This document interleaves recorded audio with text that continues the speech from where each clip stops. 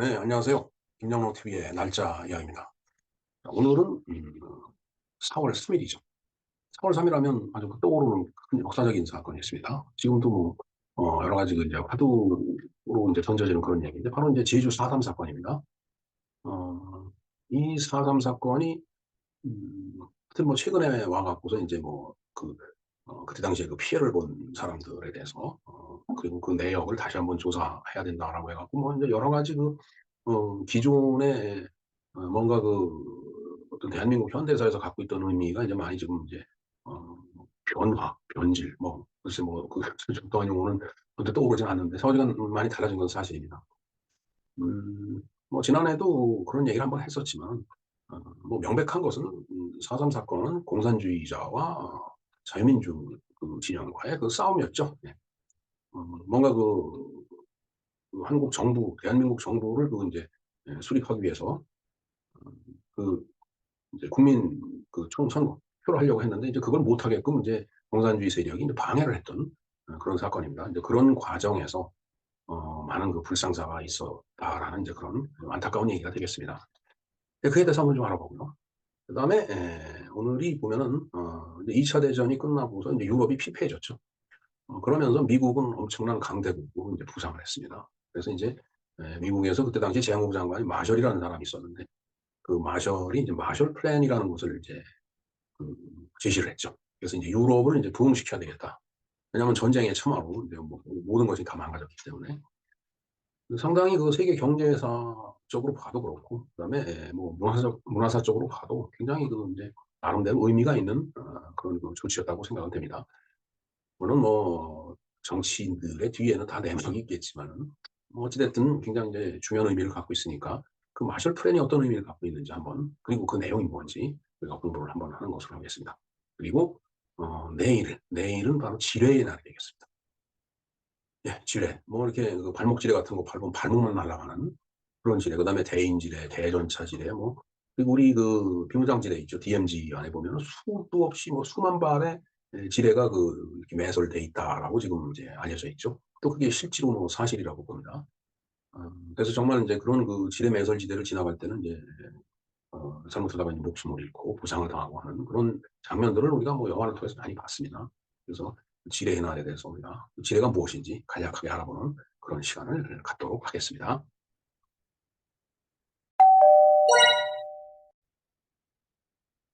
네, 오늘이 그 제주 4.3 사건이 있었던 날이라고 이제 말씀을 드렸는데, 사실 좀 한번 상세하게 내용을 좀 다뤄볼까 하는 생각도 했었습니다. 근데 사실은, 어떻게 보면, 상당히 가슴 아픈 사건이기도 해요. 왜냐면, 선량한 주민들도 많이 희생을 당했기 때문에 그런 거죠.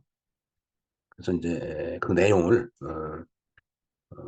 지난해에 이제 방송했던 그 내용으로 대체를 하는 게 좋을 것 같아서, 일단 뭐 그 내용을 지난해 말씀드렸던 거하고 지금 또 말씀드리는 거하고 뭐 내용이 바뀌는 건 아니니까, 그 안에 영상을 좀 참조를 해 주셨으면 하는 마음입니다.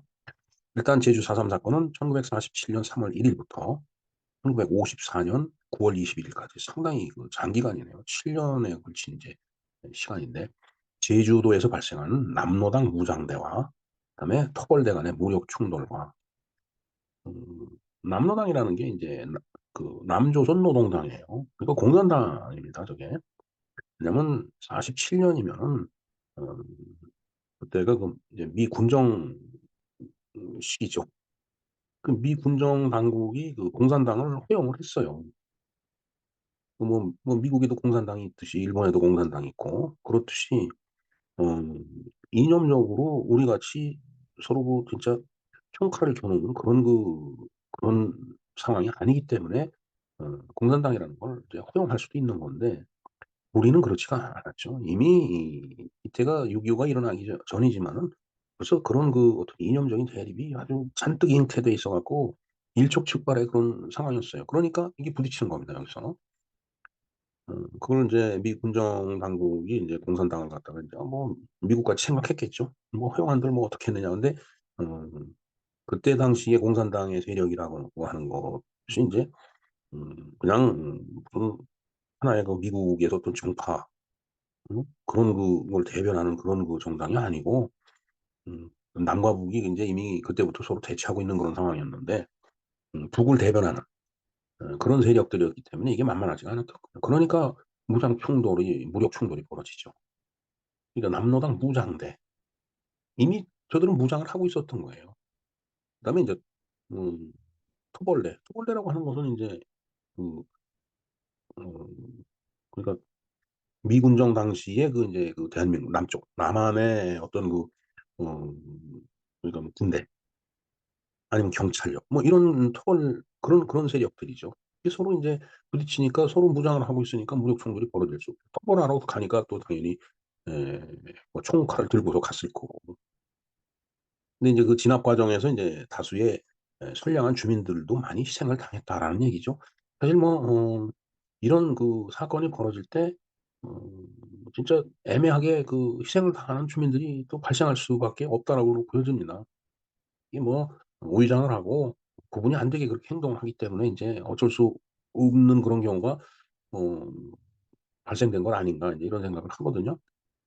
근데 인제 지난 3월 초에 3월 8일 날 인제 그 국민의힘 전당대회가 인제 있을 때 그때 그 최고위원 후보로 나왔던 그 태영호 의원이 인제 그때 그 얘기를 했죠. 제주도 가서 그 인제 연설 서로 정책 발표하고 하는 거 유세장에서 "제주 4.3 사건은 김일성 지시에 의한 거다."라고 이렇게 얘기해 갖고 그때 당시에 또 그 난리가 한번 났었었습니다.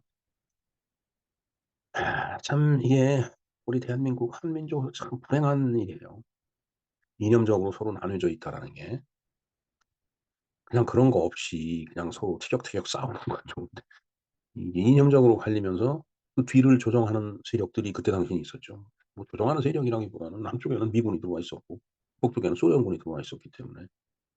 그러니까 인제 필연적으로 이게 6.25 까지 연결된 거다니까. 그리고 54년 9월 21 일까지 사건이 진행이 됐다는 얘기는 6.25 끝나고도 계속 그랬다는 얘기예요. 근데 이제 저런 세력들이 제주에만 있었던 게 아니죠. 지리산에 가면 그 산속으로 숨어드는 그 빨치산 그 세력들 그것도 무시 못하죠. 뭐 어찌 됐든 그런 그 토벌 과정에서 다수의 그 이제 어 정말 애매하게 숨져간 그 선량한 시민들, 주민들 이제 그런 분들의 넋을 위로하자라는 것이 어 글쎄 제가 봤을 때는 그렇게 그 제주 4.3 사건을 접근해 나가는 게 역사적으로 맞는 거 아닌가 이런 생각을 해 봅니다. 네 일단은 이 제주 4.3 사건에 대한 그 동영상을 좀 참조를 해 주시기 바랍니다. 이 영상의 주소가 이렇습니다. 자 그다음에 인제 참 슬피우네요. 이 마셜 플랜이라는 게 인제 있다라고 얘기했는데 이게 2차 세계 대전이 끝나고서 상당히 나름대로 의미 있는 중요한 그런 그 미국의 정책이 아니었나 이런 생각을 해 봅니다. 물론 이제 미국이 패권을 주기 위해서 인제 한 일이라고 보여지는데 자 내용을 보겠습니다. 마셜 플랜 또는 공식적으로 유럽 부흥계 유로피언 리커버리 프로그램 ERP네요. 제2차 세계 대전 이후 유럽이 황폐화된 동맹국을 위해 미국이 계획한 재건 원조 계획이다. 예. 미국의 동맹국이 있었죠. 그다음에 그 반대편에 인제 추축국이라고 인제 어 독일, 이탈리 그다음에 일본 이거 추축국이라고 하잖아요. 그다음에 인제 그에 맞서서 싸웠던 이쪽 미국, 영국, 프랑스 이쪽 그 세력들을 인제 동맹국이라고 인제 보는 거죠. 근데 전쟁이 끝나고 나니까 물론 전쟁을 일으킨 국가는 그건 더 말할 것도 없겠지만은 인제 그들은 패배했으니까 유럽 세력 전체가 다 그냥 엉망이 된 거예요. 그러니까 '아 이 유럽을 다시 부흥을 시켜야 되겠다, 유럽 대륙을.' 그래서 인제 미국이 계획을 해서 그들을 지원한 어 계획이 바로 마셜 플랜이다. 그런 얘기가 되겠습니다. 자 미국의 국무장관 제가 아까 재무장관 하려고 그랬는데 국무장관이네요. 미국의 국무장관 조지 마셜이 제창했기 때문에 마셜 플랜 또는 마셜 계획이라고도 불리며 황폐해진 유럽을 재건축하고 미국 경제를 복구시키며 공산주의의 확산을 막는 것을 목적으로 하고 있다. 개요를 보겠습니다. 자 유럽 부흥 계획 마셜 플랜은 1947년 6 월에 있었던 구미 회의에서 조직이 되었다. 글쎄 1947년 우리로서는 이제 4.3 사건이 일어나던 시점이네요. 참 자, 미국은 소련과 그 동맹국에도 정치적 개혁과 외부 감독을 받는 조건하에 동일한 원조 계획을 제시를 했었다. 소련은 사실은 그 소련이 동맹국이었죠, 사실은. 그 2차 세계 대전 때는. 이제 그 이후에 인제 서로 미국은 시장 경제를 추구했던 나라고, 그다음에 소련은 그야말로 커뮤니스트 공산주의 국가였기 때문에 이게 서로 섞일 수가 없는 거예요. 근데 그쪽에도 인제 그 정치를 좀 개혁을 하고 외부에서 감독을 받는 조건으로 인제 이런 원조 계획을 제시를 했는데, 음 소련 입장에서 정치를 어떻게 개혁해요, 이념이 다른데. 그리고 개혁을 해도 방향이 다른 거죠. 그다음에 인제 외부 감독을 받으라니까 아이고 그거 받겠어요? 자존심이 있지. 그러니까 인제 어 인제 세 번째로는 인제 그거죠. 사실 소련이 이 계획에 이점을 취할 것을 우려해 미국은 일부러 받아들이기 곤란한 조건을 제시해서, 물론 소련은 제안을 거절했, 어찌 됐든 소련과 그 동맹국들은 인제 이 마셜 플랜을 인제 거절했다라는 그런 얘기가 되겠습니다. 자, 그 지원 내용을 볼까요? 자, 미국은 경제협력개발기구에 가입한 유럽 국가들에게 유럽 부흥 계획에 따라 1947년 7 월부터 4 년간 총 130억 달러에 해당되는 경제적 기술적 지원을 해 주었다. 그러니까 참 이게 미군 시기도 그렇고 사실은 우리의 1 공화국 시기에도 뭐 2 공화국도 마찬가지, 이 공화국은 뭐 1년 정도뿐이 안 갔지만은, 그리고 어 박정희 이 장군이 5.16 군사혁명을 일으키고서도 상당 기간 동안 미국의 원조를 받았죠. 그럼 미국이란 나라는 유럽도 원조를 하고 그다음에 이 대한민국도 원조를 해 줘야 되고 뭐 그것뿐이겠어요. 또 여러 인제 어 소위 그 후진 개발도상국을 인제 원조를 해 줬는데, 그거 보면 참 미국 사람들이 돈을 쓰기도 또 많이 썼겠네요.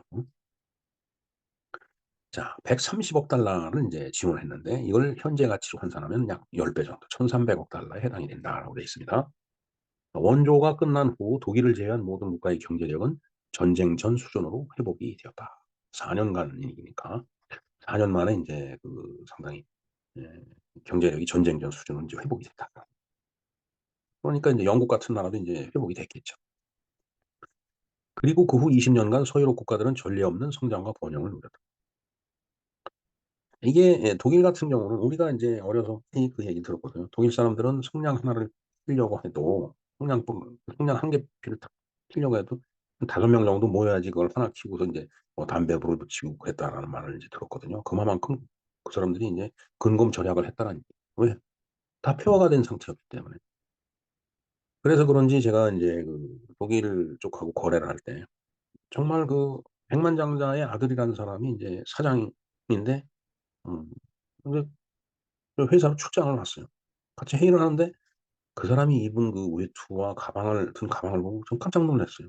정말 외투가 엄청 낡은 외투더라고요. 그 사람이 돈이 없어서 그걸 입는 게 아니거든요. 그리고 음 가죽 가방인데 엄청 헐었더라고요. 한 30-40년 쓴 것 같아요. 지갑도 마찬가지. 그래서 그렇게 알뜰하게 절약하고 근검하게 살았던, 음 왜냐하면 이미 폐허가 됐기 때문에. 그게 독일 사람들이라고 그때 굉장히 독일 사람들을 또 칭송을 했어요, 우리가. 그러면서 우리도 역시 쓸 것 없이 다 파괴된 나라였지만은 그런 독일 사람을 배워야 된다. 우리는 그때 당시에 좀 소비를 많이 했다는 얘기인지는 그건 모르겠습니다. 그러니까 인제 어 결국은 박정희 대통령이 5.16 군사혁명을 일으킨 다음에 인제 경제를 부흥시키기 위해서 독일 리프케 대통령을 인제 찾아갔을 때 그 독일 사람들이 도움을 줬잖아요, 우리한테. 여러 가지로. 그만큼 그때가 60 년이니까 1900 45 년에 인제 항복을 했으니까 15년 만에 우리는 6.25 라는 걸 이제 겪었지만은 그 사람들은 인제 경제가 인제 회복이 됐던 거예요. 그리고 독일이나 일본이나 다 마찬가지로 그 당시에 산업화가 돼 있었기 때문에 어 엄청났던 경제력을 파괴는 됐지만은 그걸 회복할 만한 그런 기술력이라든가 경험이 충분히 있었던 거죠. 그래서 독일이고 일본이고 우리가 그 사람들을 우습게 봐서는 안 될 것 같아요. 그 사람들을 잘 알고 그 사람들을 우리가 극복을 해야지 뭐 미워한다고 등 돌리고 있다라고 해결될 일은 아니거든요, 분명한 것은. 세 번째 볼까요? 또한 유럽 부흥 계획은 유럽 내 각국 간의 관세 거래 장벽을 관세가 없는 거예요, 유럽 내에서. 이게 유럽이 이제 EU라는 걸 만들어 놓고 있는데 서로 관세도 없고 뭐 국경도 그냥 통과하고 뭐 이제 그렇잖아요. 뭐 각국의 경제 수준을 맞추기 위해 설치한 기구 등을 통해 유럽 통합의 첫 번째 계기가 되었다. 예, 이 유럽 부흥 계획이 이제 유럽을 통합하는 그 계기가 됐다는 얘기네요. 원래 이것들은 미국의 경영 방식을 체계적으로 도입하기 위해서 만들어진 것이었다. 음, 뭐 그렇겠죠. 그러니까 미국 입장에서 인제 이렇게 경제적으로 자금을 지원하면서 미국의 경영 방식, 미국의 방식을 따라오라고 미국화를 인제 하려고 그랬던 거죠. 그리고 인제 나중에 그 중국하고 인제 핑퐁 외교를 하면서 중국도 그렇게 되기를 바랐을 거예요. 그러나 미국 사람들이 인제 착각을 했겠죠. 그리고 중국이 어 경제적으로 이렇게 그 잘 살게 됐죠. 미국이 상당히 많이 도와준 겁니다. 그러나 중국은 인제 미국의 경영 방식을 인제 따라가진 않았죠. 뭐 이념적으로 일단 뭐 커뮤니즘을 채택한 나라이기도 하지만은 이 중국의 생각이 중화민국이라고 했듯이 중화라는 게 뭐예요? 자기네들이 한가운데에 있고 자기네들이 최고다 이렇게 인제 생각하는 그 민족이기 때문에 이렇게 쉽게 미국 사람들의 그 생각같이 이렇게 움직여지지는 않았다라고 인제 저는 그렇게 보고 있습니다. 자, 그러면은 이렇게 인제 유럽 부흥 계획을 위해서 엄청난 돈을 미국 사람들이 썼는데 그건 인제 비판을 인제 하는 사람들이 있네요. 자, 최근 역사가들은 유럽 부흥 계획의 근본적 동기와 전체적인 효율성에 대해서 의심을 품어오고 있다. 네. 그러니까 결국은 뭐 미국화를 하려고 한 거 아니냐. 그다음에 돈만 퍼붓는다고 되는 일이냐. 뭐 인제 이렇게 의심을 인제 하는 거예요. 그리고 일부 역사가들은 유럽 부흥 계획을 통한 이익들은 사실상 시장이 경제 성장을 통해 안정할 수 있게 한 신무간섭주의. 죄송합니다. 무갑섭주의라고 썼네요. 무간섭주의입니다.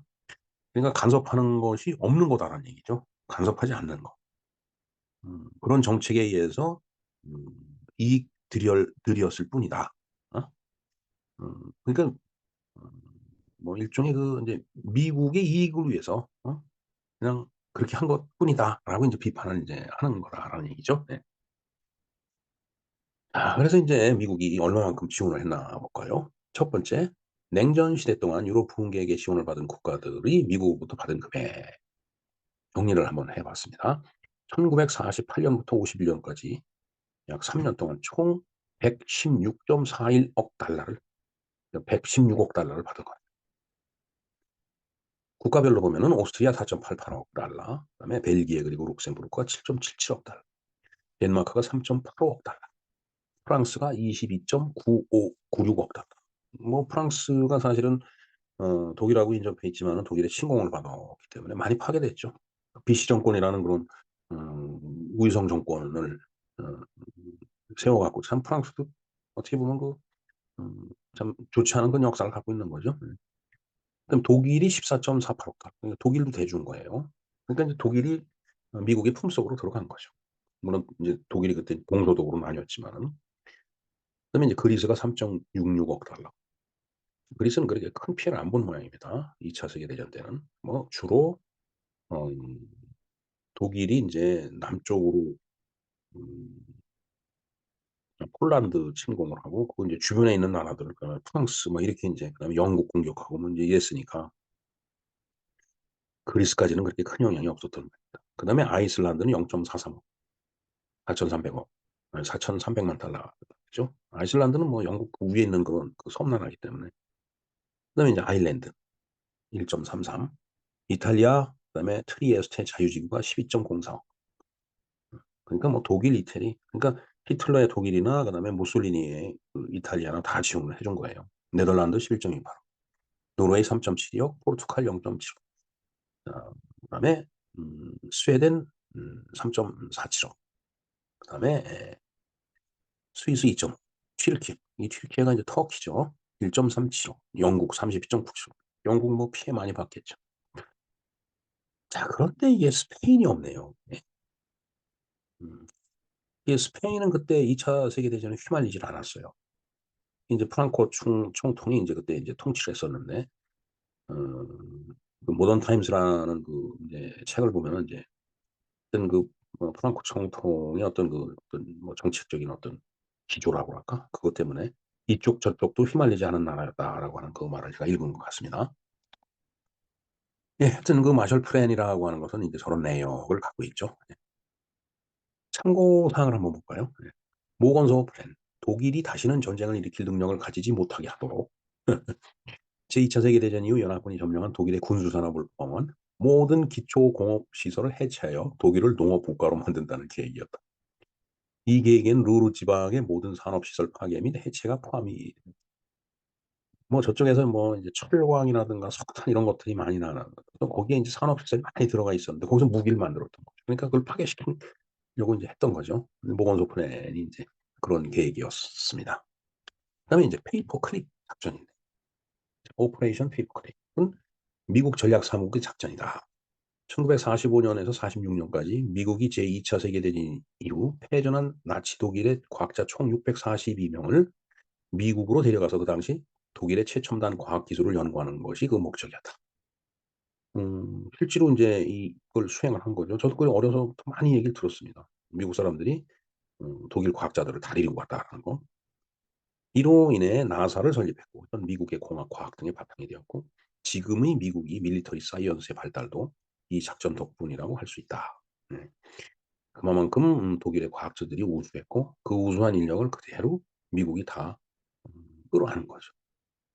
그 비록 총을 겨누고 서로 싸웠던 적국이지만은 끌어안을 땐 저렇게 또 확실히 끌어안았다라는 얘기가 되겠습니다. 그다음에 역코스라는 게 있는데 냉전 초기에 미국이 시행한 일본의 공산화 방지를 명분으로 전범들과 우익 재벌에 대한 사면 등으로 재우경화 를 허용한 정책이다. 그게 인제 역코스다. 거꾸로 역죠. 기하급 코스네요, 일본말로 한다라면은. 일본이 공산화가 되면 인제 안 되죠, 미국 입장에서 봤을 때는. 물론 인제 음 한치 더 앞 전선에서는 인제 우리나라가 6.25 전쟁을 겪었지만은 일본이 공산화되는 것을 갖다가 미국 사람들이 굉장히 어 경계를 하고 그다음에 그걸 방지를 하려고 인제 노력을 했다라는 얘기죠. 자, 이렇게 인제 우리가 마셜 플랜에 대해서 인제 좀 간략하지만 인제 알아봤는데 결국은 일본도 인제 2차 세계대전 태평양 전쟁이 끝나고서 어 소위 그 평화헌법이라고 그 일본의 헌법을 미국이 만들어 준 거예요 사실은. 그걸 인제 일본 사람들이 개정을 하려고 지금 자꾸 우경화 해 갖고 개정하려고 그러는데 그게 이제 잘 안 되는 건데 오히려 그런 그 경향을 부추기는 거는 북한 때문에요. 북한에서 자꾸 미사일을 쏴대고 그러니까 이거 우리 가만히 있다가는 얻어맞을 것 같으니까 인제 우리도 그러면 무기도 만들고 나가 싸울 수 있는 군대를 양성하자." 이렇게 이런 논리로 나가는 거다라는 얘기죠. 자, 어찌 됐든 간에 이 마셜 플랜이라고 하는 것은 유럽 부흥 계기로 황폐화된 유럽을 갖다가 인제 재건시키는 그런 일종의 미국 국무장관의 그 플랜이었다라는 그런 내용이 되겠습니다. 예. 아주 그냥 유럽을 부흥시키기 위해서 그냥 머리에 끈을 잔뜩 질끈 동여매고서 인제 결의를 다지는 그런 모습을 하고 있습니다. 자, 내일은 인제 지뢰의 날이라고 했죠. 지뢰가 마인입니다, 마인. 어 I, my, me, mine. 나의 것이 인제 마인인데 어 저것이 또 지뢰라는 뜻을 갖고 있어요. 그 '지뢰는 내 것이다.' 이런 뜻인지는 모르겠습니다. 자, 지뢰 인식과 지뢰 제거 활동 국제 지원의 날이다. International Day for Mine Awareness and Assistance in Mine Action은 매년 4월 4 일이며 2005년 12월 8일 유엔 총회에 의해서 선언이 되었다. 이날은 전쟁으로 인한 지뢰와 폭발성 잔여물이 시민들이 안전, 건강, 삶을 위협하고 있거나 국가적이고 지역적인 차원에서 사회적이고 경제적인 발전에 장애가 되고 폭탄이 싹 터지면 장애가 되죠. 그런 장애가 되고 있는 여러 나라들의 지뢰 제거 능력을 유엔과 관계 조직들의 지원을 통해서 계속적으로 확립하고 발전시키기 위해서 인제 이 날이 인제 제정이 되는 걸로 요청이 됐다라는 얘기죠. 예, 사실 제가 60 년대 초반부터 전 국민학교를 다녔는데 그때만 하더라도 이 6.25 때 떨어졌던 불발탄 이런 것들이 심심치 않게 발견이 됐어요. 그래서 그게 인제 발견이 되면 엿 바꿔 먹는다고 이렇게 들고 다니면서 막 두드리고 그러다가 이게 터져 갖고 인제 죽은 사람들도 있고 그래서 저희들 국민학교 다닐 때는 그런 거 있으면은 절대 손대지 말고 군 당국이나 경찰에 신고를 하라고 엄청나게 그 캠페인을 벌였습니다. 그리고 제가 그 국민학교 다닐 때인데 한번 그 이제 폭발물의 위력이 어느 정도 되는지 제가 다녔던 그 어 충북 증평국민학교죠. 거기에 군인들이 나와서 시범을 보였어요. 그래서 음 우리 그 학생들을 전부 운동장에 이렇게 이제 이렇게 정렬시켜 놓고 음 그 폭발물을 잘못 건드리다 터지면은 어떻게 된다라는 걸 보여주기 위해서 시범을 보였어요 그때. 그 군부대에서 나와 갖고. 그래서 그 맞은편 바로 보이는 그 언덕 어 등성이에다가 폭탄을 이렇게 인제 예 묻어 놓고 인제 그 인제 심지를 갖다 인제 뭐 불을 붙여 갖고서 인제 그 폭발시켰겠죠 다이너마이트 같은 거를. 그래서 인제 그때 인제 군인이 거기다 불을 도화선에다 불을 탁 붙이고서 인제 대피하느라고 막 뛰어서 인제 안전한 곳으로 이렇게 인제 우리가 볼 때는 좀 도망가는 거로 보였는데 이제 대피를 한 거죠. 그리고 나서 인제 그때 그 폭탄이 터지는 장면을 우리가 봤어요. 그러니까 인제 뭐 상당히 그 많은 이게 위로 튀면서 굉장히 큰 이제 구덩이가 발견이 됐죠. 그러니까 거기에 사람이 옆에 있는 상태에서 그게 폭발하면 사람이 죽을 수뿐이 없는 그런 무시무시한 거다. 그러니까 절대로 음 손을 대지 말고 괜히 들고 돌아다니면서 엿 받고 달라고 엿장수 찾아 다니고 그러지 말고 부대에 신고하라고 그런 시범을 보인 적이 있었습니다. 그 기억이 지금 생생하게 납니다 아주. 예 하여튼 어찌 됐든 그 지뢰는 사실 깜짝 놀랄 만한 일이죠. 사실 뭐 6.25 때도 지뢰를 많이 뭐 사용했고 그다음에 지금 그 비무장지대도 상당히 많은 그 지뢰가 묻혀 있죠. 지금 10,000발 정도 된다라고 그렇게 얘기를 듣고 있습니다. 그래서 그 지뢰 제거 작업하는 거 그 참 굉장히 문제고 그다음에 저희들이 그 군사 훈련을 받을 때 인제 지뢰를 탐지해서 제거하는 그런 훈련을 이제 받았죠. 그게 대검으로다 이렇게 자기가 나가야 될 그 방향 그 앞에 쭉 인제 뭐 무릎을 꿇고 나가면서 어 대검으로 계속 인제 흙 속으로 이렇게 찔러 가면서 나가는 그러다가 뭔가 금속성 있는 게 걸리면은 그게 지뢰니까 잘 파내 갖고 인제 터지지 않게끔. 참 그게 실제로 그 지뢰다 그러면 얼마나 떨리겠어요. 그건 이게 밟으면은 이렇게 눌렸다가 인제 발을 떼는 순간 터지는 거기 때문에 하여튼 뭐 지뢰, 마인 아주 인제 무서운 폭발물이다라는 것을 우리가 잘 알 수 있을 것 같습니다. 예 이상 4월 4 일이죠.